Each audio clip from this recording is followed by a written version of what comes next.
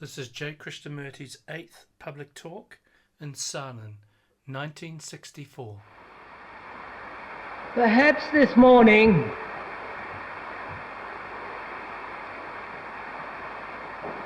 we could leave all our problems, economic, personal relationship, ill health, and the many problems that surround us, national, international, wars, starvation, riots, if we could leave all these aside, for this morning at least, not that we are escaping from them, but perhaps we shall be able, if we could, approach them differently, with a fresher mind,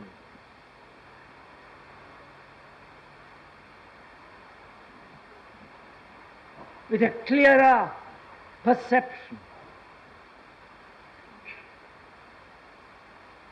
a total approach, so that these problems, going to the office, old age, and so on, can be tackled afresh and new with a greater vigor, with a greater clarity.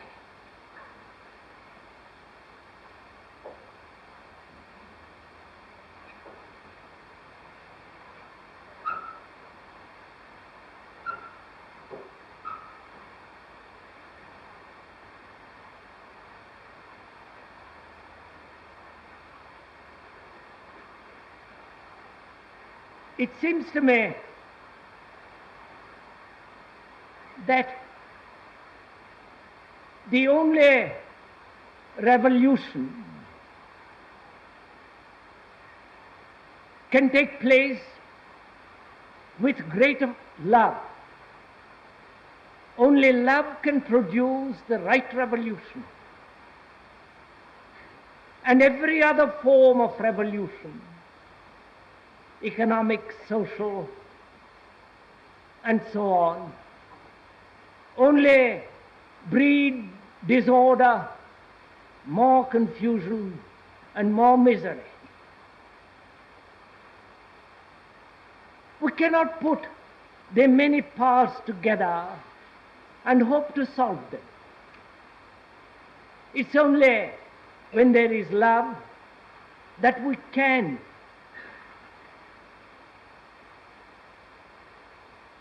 have a total outlook, a total action, and not a partial, fragmentary activity. I would like this morning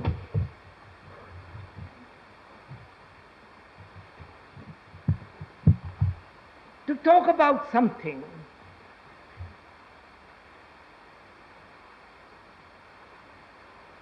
that will include the totality of life.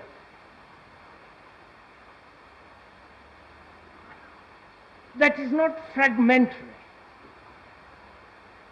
That's a total approach to the whole existence of man.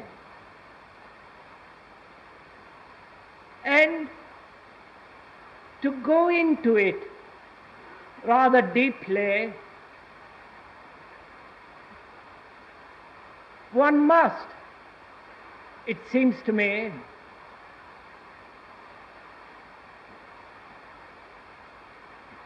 cease to plow everlastingly. That is, always have theories, beliefs, dogmas, which is to plow the land of the mind and never sow. Most of us plow incessantly, discuss, tear things to pieces, but we never seem to sow so that Out of that very activity, we understand the whole business of life.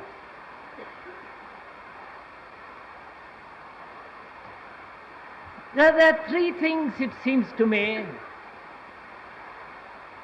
that one has to very deeply understand to comprehend the whole way of life. That is time, sorrow, and death. To understand time and to comprehend the full significance of sorrow and to abide with death demands the clarity of love. Love is not a theory. It isn't an ideal. Either you have it or you don't have it. You cannot be taught. It cannot be taught. You cannot have lessons how to love or a method by which, by the daily practice of which, you will know what love is. But I think one comes to it naturally, easily, and spontaneously when we understand altogether the meaning of time, the extraordinary depth of sorrow, and the quality of purity that comes with death. In understanding these things, I feel we shall begin to comprehend what that thing that man has always been seeking and everlastingly failing, which is that quality of love that unites all action. The action at the office, action of relationship, the daily activities which bring such routine and boredom and weariness. So, if we could not verbally, not theoretically or abstractly consider the nature of time,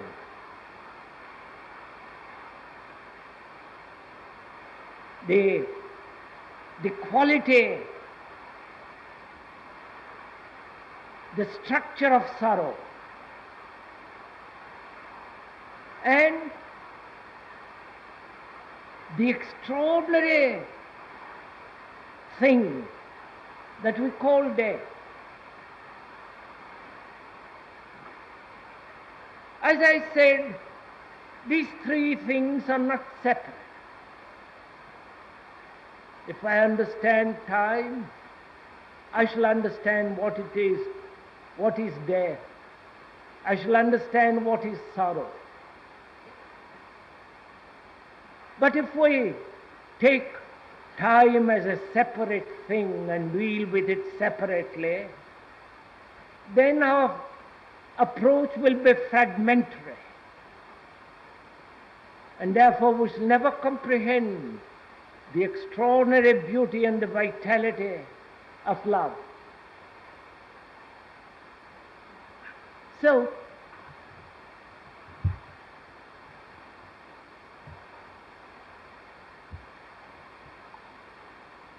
one can talk everlastingly about time.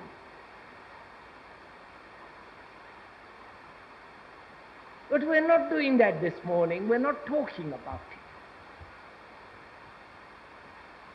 We are not verbally or symbolically accepting the word and not go beyond the word. We are not merely dealing with the abstraction of time. We are dealing actually with time. Time being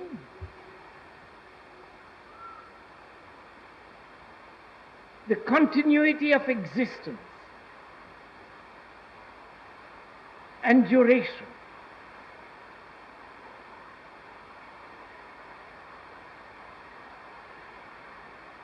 There is the everyday time by the watch, 24 hours, a day, a year, 2 million years. And that time has produced the mind with which we function. Mind is the result of time. The continuity of existence and the perfection, the polishing of that continuity is called progress. And time is also that duration which thought has created as a means of achievement, as a means of action which will bring us a certain result.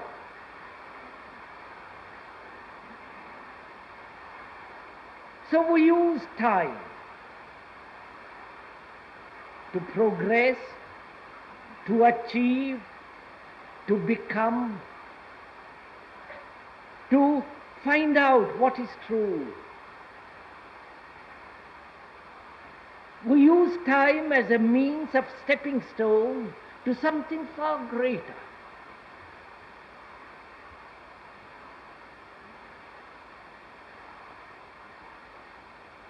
As the development of certain faculties, the achievement of a certain result, a goal, perfecting a certain technique. In all that, time is necessary as a means of achieving an end, praiseworthy or not. So, we think time is necessary to realize what is true, what is God, what is beyond all the travail of man. So time, which is from the moment of now to the moment when you shall have achieved.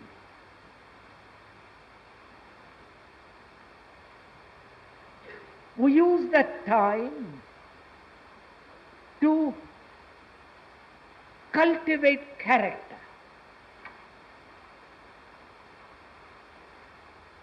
to get rid of a certain habit, to develop either a muscle or an outlook. It has taken 2,000 years for the Christian mind to be so conditioned that it believes in a Savior, in hell, in heaven. And it has taken thousands and thousands of years in the East to produce a certain quality of the mind.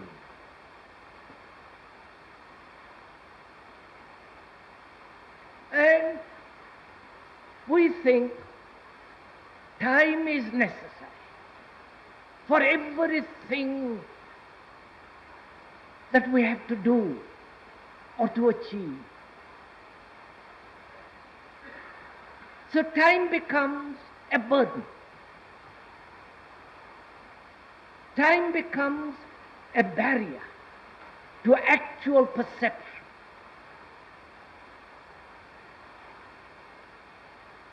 To see the truth of something immediately and not take time over it. Not to say to oneself, I will eventually see. I will eventually, or in a couple of years, day after tomorrow, I should comprehend this extraordinary clarity. The moment you admit time, you are not only cultivating the idolatry of time, but also indolence. This quality, that laziness, which prevents you from seeing the thing actually and immediately. And we think we need time to break through our conditioning. With society, with its religions, with its morality, with its dogmas, with its competitive spirit and arrogance and all the rest of it. We think we need time to break through that, through the barrier. Because we think in terms of time. Because thought is of time. Thought is the result of the response of memory. Memory which has been accumulated, inherited, acquired as a race, as the community, as a group, as the family, as the individual. That accumulation, the additive process of the mind, has taken time. Mind for us is the memory. And whenever there is any challenge, any demand, the response of that memory, like the electronic brain, which functions as the brain with association, responds. And the response is thought. And thought is, in its very nature, is the product of time and the creator of time.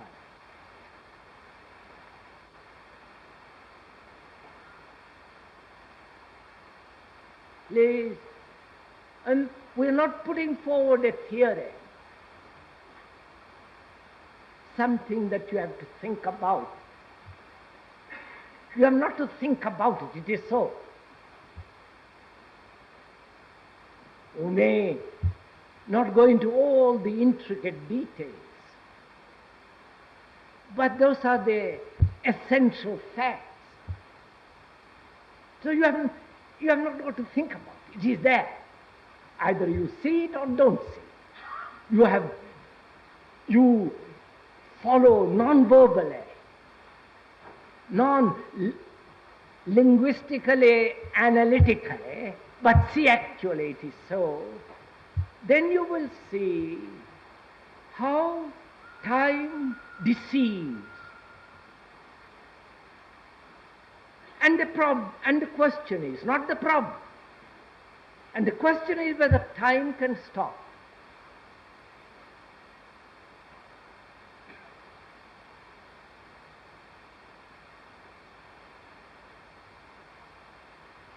So that we can see life and the whole process of activity, the depth and the shallowness, the beauty, the ugliness, the extraordinary depth of something immediately. And that very perception is the action that destroys time.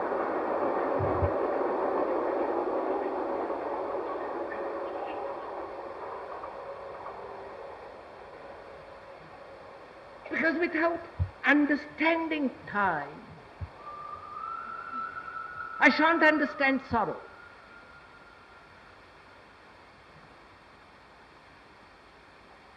They're not two different things as we try to make out.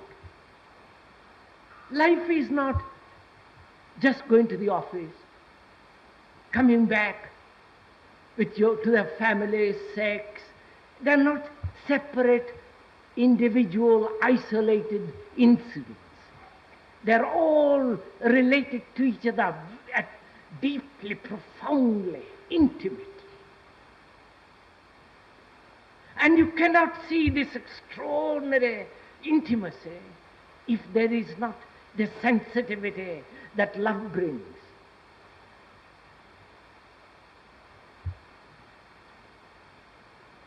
So to understand the nature of sorrow, one has to really understand the nature of time and this structure of thought.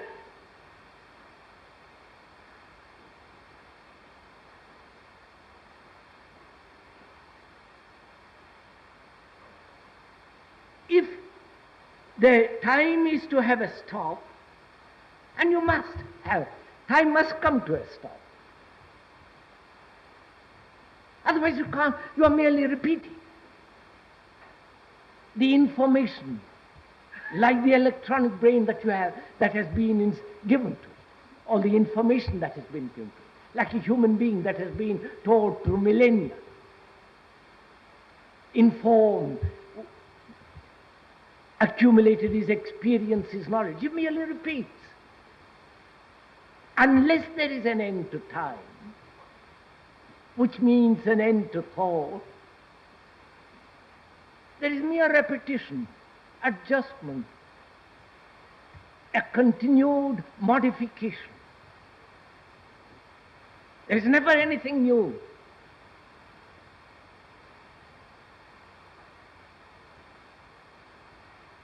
We are glorified electronic brains.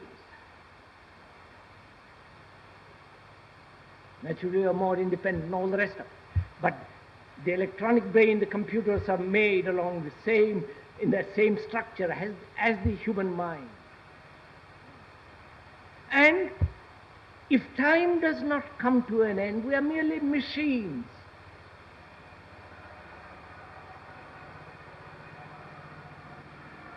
So to understand the nature of sorrow and the ending of sorrow, one must understand time, and therefore understand thought.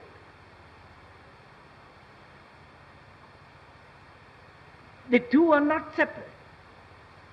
In understanding time, you will come upon thought, and in understanding thought, you will understand the ending of time. They are interrelated. You cannot say, I will search out the whole meaning of time and put thought aside. The two are interrelated. You can't separate. So, when that is very clear, then we can look at sorrow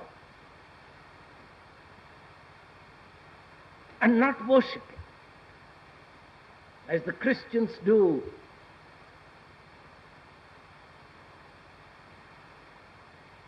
What we don't understand, we either worship or destroy it.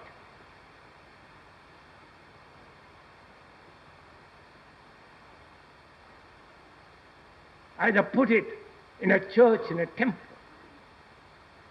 in a dark corner of the mind, and respect it, or we kick it away, throw it away, or escape from it. So we are neither worshipping sorrow nor escaping from it, nor trying to avoid it. Because man, for so many millennia has struggled with this problem of sorrow. And we go on with it. We become hardened to it. We accept it. We say that's part of life. Life being sorrow, misery, confusion, ambition, greed, envy, and all the little pleasures and all the miseries, worries. We say this is one more. And we accept it. A man who accepts sorrow is not only a stupid man, but a dull man.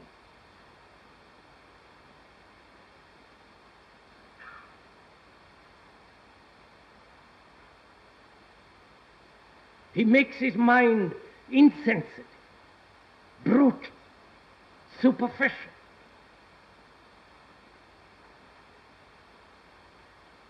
Therefore he makes of life into something shoddy, mere a thing of mere pleasure, living in fragmentation, as the office, as the scientist, as the artist, as the sentimentalist, as the religious person, and so on. So to understand sorrow, you not only have to understand time and thereby thought, you have also not to deny it, not try to run away, escape through entertainment, through churches, through organized belief, or accept it and worship it. This demands a great deal of energy. This demands attention, which is energy. And it's only then you can understand sorrow. Sorrow for most of us is the beginning of self-pity.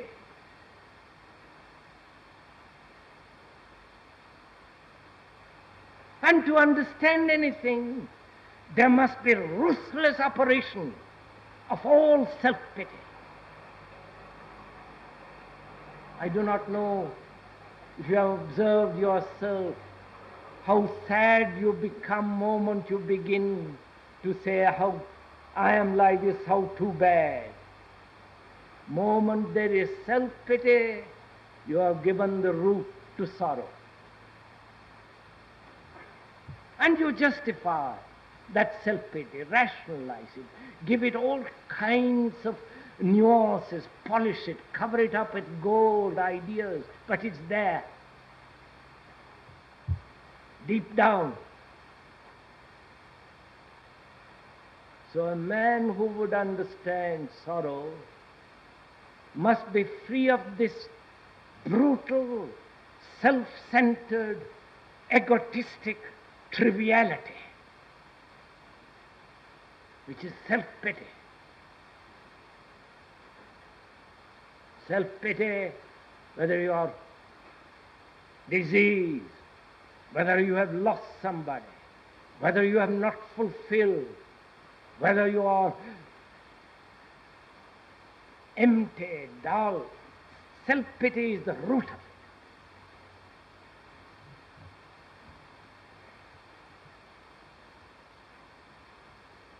And then you can look at sorrow, neither worshipping it, nor escaping from it, nor giving it an extraordinary spiritual, sublime significance. that you must suffer to find God, which is utter nonsense.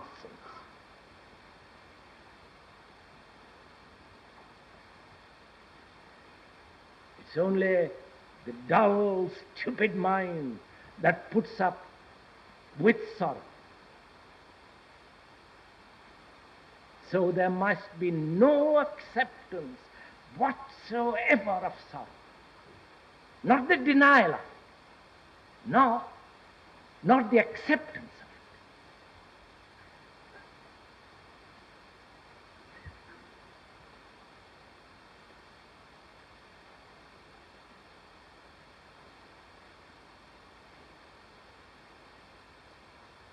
it. Then you have deprived sorrow of all sentimentality, all emotion. Sentimentality, emotion spring from self-pity. And then you are able to look. And I hope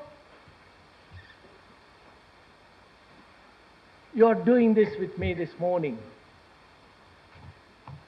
Not verbally accepting what is being said, but actually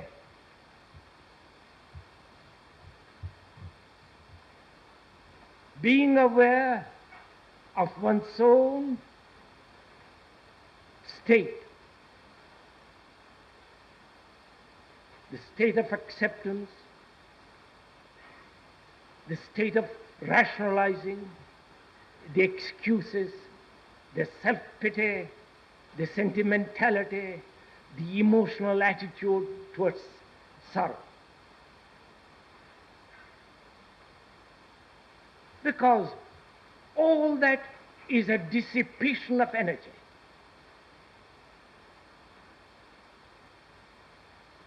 To understand sorrow, you must give your whole attention to it.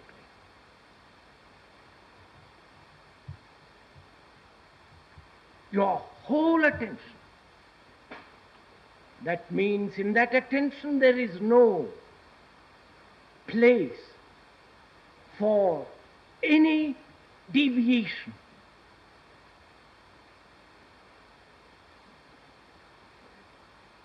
No excuses, no sentiment. No rationalizing. Therefore, no self-pity whatsoever.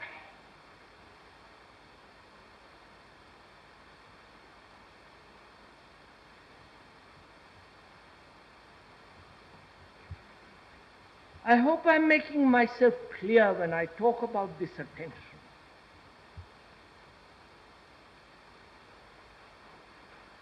In that attention, there is not the shadow of trying to resolve sorrow, not trying to understand it. Every form of effort to understand, to rationalize, to escape, denies completely that attention, that negative state of attention with which, or in which, this thing called sorrow can be understood.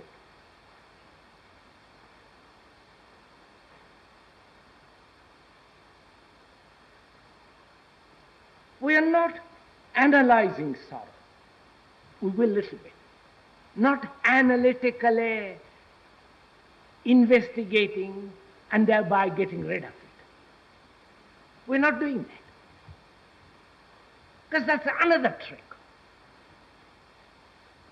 Another trick of the mind that analyzes sorrow, thinks it is understood, and is free of it. That is sheer nonsense. It'll come up in another form. You may get rid of one kind of sorrow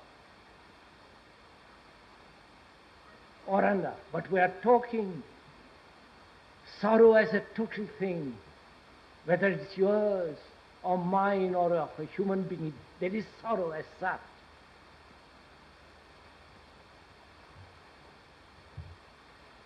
So, to understand sorrow, there must be the understanding of time and thought.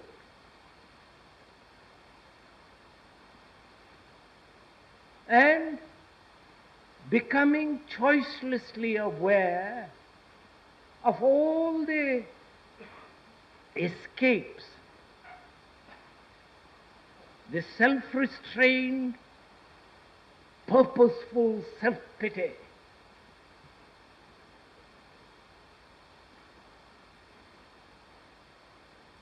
all the verbalization, so that the mind, in understanding all this, becomes completely quiet in front of something which it has to understand. So, there is no division between the observer and the thing which is observed. It is not that you are in sorrow, that you as the observer, as the thinker, looking at sorrow, feeling sorrow, but there is only the state of sorrow, not you in sorrow. I don't know if I'm making myself clear. That's necessary. Otherwise, when you look at it as an observer, sorrow, you create conflict. And therefore dull the mind. Therefore your energy is dissipated. And so there is no attention.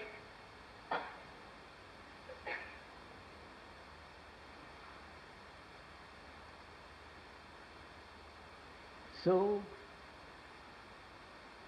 the mind now, having understood the nature of time, thought, the root of self-pity, sentiment, and all the rest of it, then thought, which has created all this complex, that has come to an end, therefore it's capable of looking at it. Therefore, thought being absent, and therefore no time, therefore you are directly, intimately in contact with that thing which you call sorrow.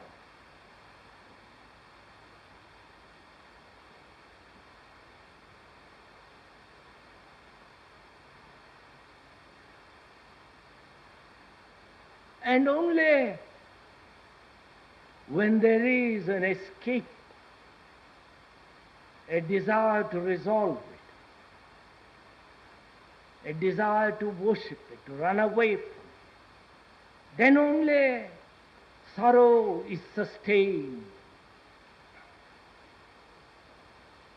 But when there is nothing of that, but the mind is directly in contact and therefore completely silent with regard to that fact, then you will see for yourself that the mind is not in sorrow at all.